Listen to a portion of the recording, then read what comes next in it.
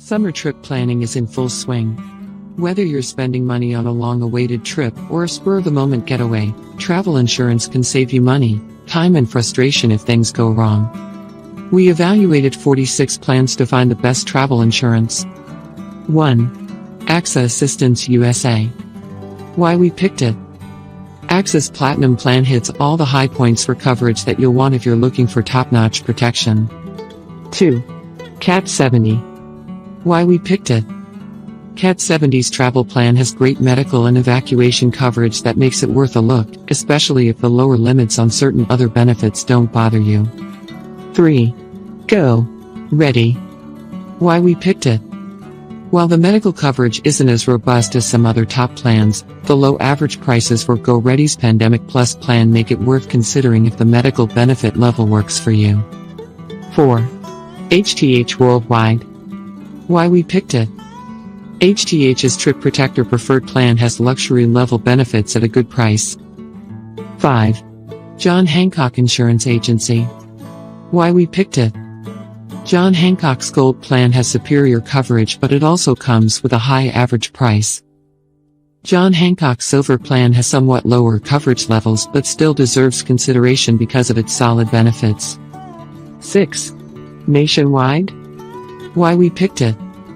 While $150,000 in coverage for an accident or sickness isn't superior, this plan offers an array of other very good benefits for a good price. 7. Seven Corners. Why we picked it. Seven Corners Round Trip Choice Plan has superior benefits across the board. 8. Tin Leg. Why we picked it. Tin Leg's Gold Plan has a very competitive average price for the generous level of benefits it provides. Check out the Tin Leg Adventure Plan if you plan to do adventure activities. What does travel insurance cover? Comprehensive travel insurance policies package together a number of valuable benefits.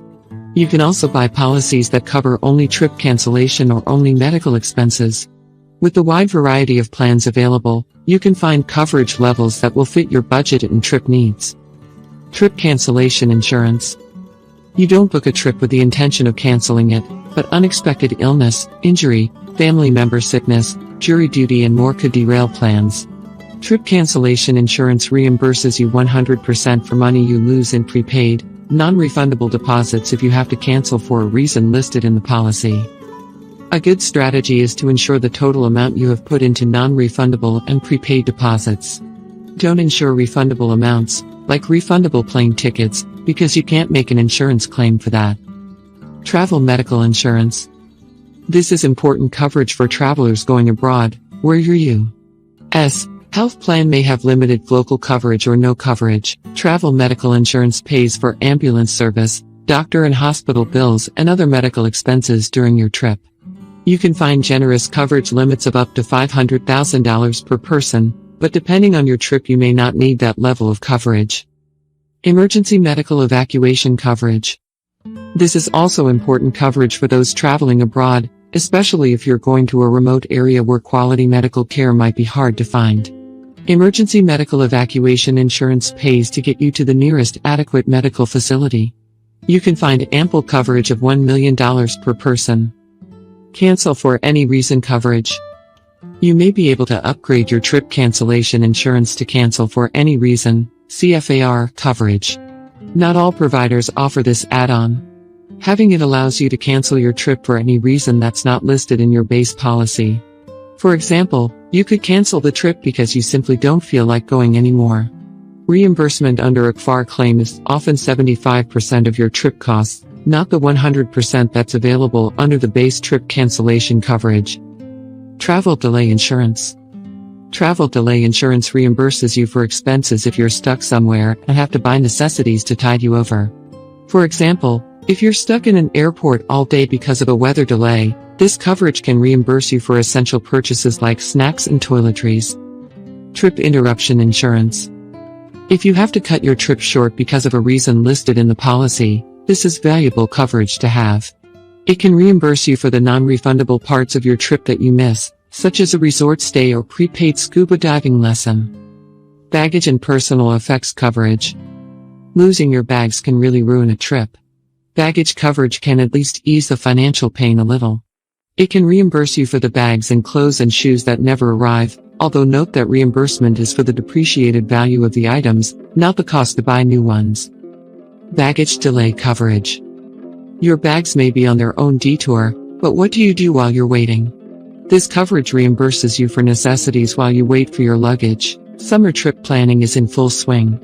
Whether you're spending money on a long-awaited trip or a spur-of-the-moment getaway, travel insurance can save you money, time and frustration if things go wrong. We evaluated 46 plans to find the best travel insurance. Today I'm going to give my honest opinion and review of SafetyWing, which is a medical and travel insurance for digital nomads and long-term travelers. I've been using SafetyWing for almost 6 months now, I think. I will share with you both the good and the bad of SafetyWing so that you can find out if it's the right one for you. So I choose SafetyWing for 4 main reasons. The first reason is that you don't have to provide a list over which countries you're going to go to. I don't know where I will be in 2 months. Well, now I know because of the corona. I will be at home. But usually I have no idea where I'm going to go. So it's just nice to not have to plan that ahead so I can stay flexible on the road. The second reason is the hassle-free application and use. So I find with many insurance companies, there's many hidden costs. It's a very complicated application process. You don't really know what you get and what's included and what is not included. With SafetyWings, it's just so easy. It's so easy to use and you know exactly what you're getting. The third reason is that they actually cover many sports, like scuba diving, hiking, even bungee jumping, which I find is very rare amongst insurances. It doesn't cover as many sports as their competitor, World Nomads, but it still has a good basic cover. And the fourth reason is that it's affordable. If you're under 39 years old, it is almost twice as cheap as their competitor, World Nomads. So first of all, should you get a travel insurance in the first place? I used to not care much about insurances. So last year I went on a trip to Asia and my travel insurance went out and I thought, well, it's fine, it's just 3 more weeks. And what happened the last day of my trip? I needed to go to the hospital for emergency care and the bill came out at over $4,000 for my operation. So what did I do? I said no to the operation, flight home to Sweden and did the operation there, risking my whole life because I couldn't afford the hospital bill. I never ever want to be in that situation again, and that's when I decided to always have a travel insurance ready when I'm not at home. So one question that many people have about SafetyWing is why it's so cheap. And that is because they have no middlemen. They work directly with the customers.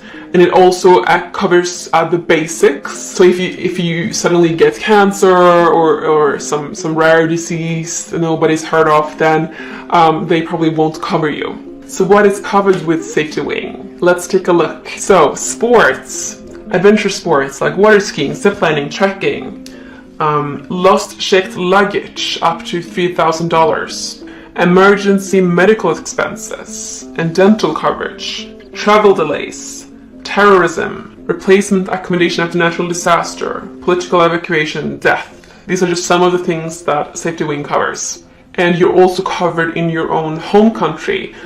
So for 30 days of every 90 days, you're covered in your home country if something would go wrong there. So what is not covered is high-risk sports. If you're a professional athlete, they won't cover you either.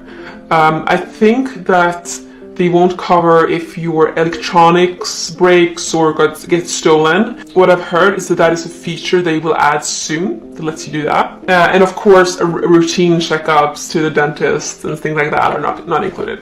So SafetyWing is my top choice. It's flexible, easy to use. But is SafetyWing for you? The first criteria is that you travel for more than 4 weeks a year.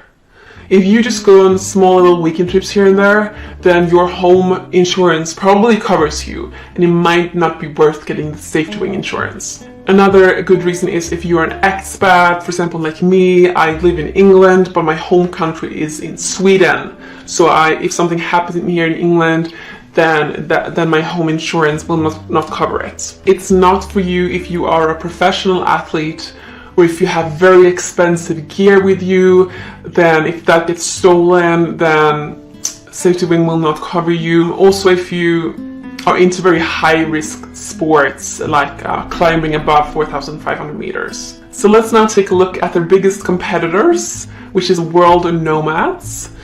This is also specifically made for digital nomad. It has complete cover worldwide for both medical and travel insurance. They're quite similar, although Safety Wing is the cheaper option if you are young. It's around $37 US per month if you are under 39 for Safety Wing, and I think it's around $120 under 39 for World Nomads. However, if you are 50 plus years old, then it's roughly around the same price. So then you might go for World Nomads because it has a slightly bigger coverage, especially when it comes to medical bills, and also when it comes to extreme sports. It has better cover. Another reason why World Nomads are very popular is because they have been around for, I think, almost a decade now. So they've been in the business for long, while Safety Wing is a newer company. So yes, I highly recommend Safety Wing. It's the cheapest insurance for digital nomads and expats that I could find. It's super easy to use. You don't have to commit to a long time. You can just do like 2 weeks insurance, and it's... Do not pay for water at the airport. Bring an empty bottle through security that you can fill up on the other side. My personal favorite is the platypus because it flattens down into nothing and doesn't take up any space in your luggage when it is empty. If you like ice water, another option is to freeze a bottle of water the night before you go to the airport. As long as the liquid is frozen, you can actually take this straight through security and drink it on the other side.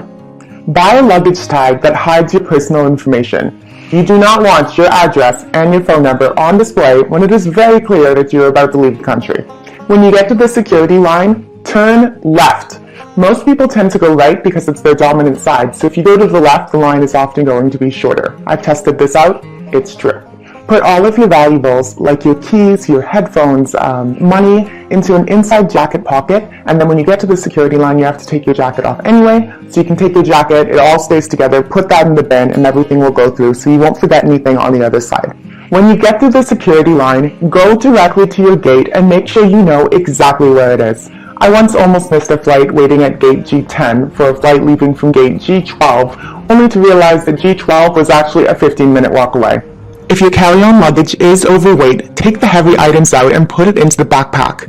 Generally, the gate agents will not weigh it. Take a shopping bag from the airport, or bring one with you, and fill it with your extra stuff. You can have your carry-on in your back, your rollaway carry-on with you, and a shopping bag because it looks like you just picked something up at the airport. When you're choosing your luggage, don't buy black. Buy something colorful that you're going to be able to see and find and identify quickly. If you do have black luggage or other generic colors, try investing in a luggage sleeve. Not only does it identify your bag for you, but it also will keep it closed and make sure that no one is getting into that bag while you are not with it. Adding the fragile sign to your luggage means that it's actually going to be put on top of all the other luggage, which will usually have it coming out first when you get to your destination. Some airlines will actually compensate you if you've been waiting a long time once you get to your destination to receive your checked baggage. Delta actually gives you 2,500 Sky Miles if you wait 25 minutes or longer for your luggage. Put a tracker into your checked baggage. I personally use the Tile Slim, which is less than $30 on Amazon and will track from a GPS on your phone to show you where your luggage is anywhere in the world. Finding plugs is always a struggle, so bring one of those compact plug extenders with you. Even if you don't need all the plugs, you can probably make some new friends. Nothing is worse than being about to board a long flight and realizing that you have 2% battery left on your phone. If you forgot to bring a charger with you, head to the Lost and Found. Generally, any items that are left here for 90 days or more are up for grabs. I've gotten quite a few new phone chargers from the airport Lost and Founds. Take a picture of where you park. You may think you'll remember, but after a week on the beach, coming back late at night, you're going to be overtired. Who knows? Take a picture. If you need to take a taxi, Uber, Grab, or Lyft, do not book it from the airport as there is a surcharge for doing so. If you simply walk 10 meters away from the airport or across the street and then call your Uber, you will be saving up to 20%. If your flight ends up being delayed or cancelled, Get in that long line along with everyone else waiting to speak to the gate attendant, but also call the customer service agent for the airline on the phone while you're standing there and see which one you get to first. The agent on the phone will be able to do everything, if not more, than the gate attendant that is at the airport. For the best experience while you're still in the airport, check out sleepinginairports.com. It's going to tell you the best places to get some sleep, like airport chapels, which I never would have thought of, best places to eat, where to find power plugs, and so on. Make sure you check in online and select your seat before you board. If the airline doesn't give you a detailed map and you want more information on your seat selection, check out seatguru.com. They'll show you for the exact plane that you're flying on, where you're going to get the most legroom, where the plugs are going to be, and so on. Let the gate agent or the flight attendants, or both, know if you have a short layover after the flight. They'll often move you up to the front of the plane, which is priority, economy plus, or even business. I almost always do have short layovers, but I have never been asked to show proof of this. When they call you up for general boarding, don't jump. Board last. If you board last, you're actually able to scope out all of the free seats and have your pick. When you do your luggage up, make sure it is up directly above you or in front of you. If you stow your luggage behind you, you're going to have to wait for all the people behind you to get off the plane to go back there and get your luggage. When you get to your seat, empty the seat back pocket. All those magazines and booklets that are in there actually take up way more space than you would imagine, and by putting them in the top with the rest of your luggage, you're giving yourself an extra couple inches of legroom. Keep in mind that the window seats are colder. The front of the plane gets you on the plane and off the plane the fastest. The middle of the plane by the wings is going to be the least turbulence, but the back of the plane is going to be the best service because you have easy access to all the flight attendants. If you're booking as a couple, try to book the window seat and the aisle seat on a row of 3. Best case scenario, no one books that seat in the middle and you have the row to yourselves. And if someone does, unfortunately, have to sit in the middle, they will gladly switch with you for the window or for the aisle so you can still sit together. If you're looking to get some sleep on the plane, pick the window seat that's on the side that you normally sleep on if you are in a bed. Make sure you download your music, podcasts, ebooks, or even from Netflix, you can now download and save shows on your laptop and your iPad. Do this before you get on the plane because obviously you won't be able to at that point. If you are in a couple and you would be sharing your entertainment device with someone else, invest in a $1 headphone splitter. This way you can each have your own headset and not have to do the one ear in and one ear in those. If you were too late picking a seat and ended up in a terrible spot, check out expertflyer.com. You put your flight details in and it will send you a notification when anyone goes on and changes their seat. This way you'll know right away and you can go and grab the new seat. Airport lounges are the best because they give you a place to relax, there's free food, the Wi-Fi is fantastic. However, they happen to be very expensive. I recently found out with my credit card that I get 1 free lounge access per calendar year, so check with your credit card to see if you have any additional perks that you did not know about. Another option is to check out Craigslist, eBay, Kijiji, or any of these online marketplaces, as there are many people that are selling one-time passes on there for incredibly cheap prices. If you're not able to get into the lounge, at least sit outside the lounge and steal their free Wi-Fi. If it's password protected, there's a great website by Fox Nomad that actually lists all the usernames and passwords for airport lounges around the world.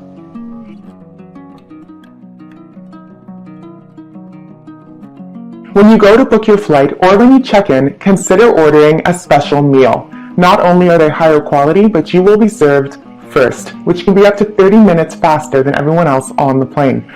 No more cold last choice pasta. Consider packing some of your own snacks as well. I usually bring my own instant coffee, tea, oatmeal, and soup because you can get hot water both in the airport and on the plane for free. If you do decide to bring any nuts or dried fruit with you, make sure you throw them out before you get to your destination because they will not be allowed through security. If you have a sensitive stomach, avoid drinking carbonated beverages when you're on the plane. The air bubbles will actually expand in your stomach with the altitude changes, and this can lead to a lot of discomfort. Take them with you and make sure that you're chewing it during takeoff and landing to avoid that clogged feeling that you get in your ears. Consider bringing a toothbrush, toothpaste, and some face wash. This is especially helpful if you are on a long flight to feel refreshed and ready to go when you land. Make sure you dress in layers because airlines still insist on keeping their airplanes at sub-zero temperatures. Also check out a pair of compression socks because they'll not only help keep your legs warm, they'll improve the circulation on a long flight. A few other things I bring with me would be sunglasses. Even if it is cloudy when you get on the plane, as soon as you get above those clouds, if you want to look out the window, it is going to be so bright. I bring melatonin to help me sleep, as well as an eye mask and earplugs. Another option is one of those pillows. If you want to bring the inflatable one to save space, make sure you don't inflate it all the way up while you're on the ground, because with the changes in pressure, it's going to expand and then it may pop. Similar note, if you have one of those water bottles that you press a little button and there's a straw inside of it, make sure that you take the lid off and let the pressure out once you are up into the air, because if you click that button, you will have a little fountain coming out of your water bottle. You can always bring an empty pillowcase with you. You can then stuff it with your extra clothes and use it as a pillow. My back generally kills on these uncomfortable plane seats. I'll usually ask the flight attendant for an extra pillow, and I will place it between my lower back and the back of the seat. Airplanes are one of the worst places for picking up bugs from other people and getting sick. The best way to combat this is to not touch your face, use hand sanitizer or wet naps frequently, and probably bring some cream with you because your hands will be very dry after all of this. Leave the air vent above you open to help circulate air, and this is the big one, never, ever eat directly off that tray table that is in front of you. This is considered to be the dirtiest place on the plane, and it is not cleaned nearly as often as you would think it is. I have personally seen people changing babies' diapers on these tray tables and then closing them back up. Mwah. Last tip is just to be nice. Be a generally good, patient human being, because I can guarantee that those flight attendants and gate agents are just as tired and just as stressed as you are. If you need some extra incentive, it generally helps to be nice to those people that have discretionary effort to improve your flight experience significantly.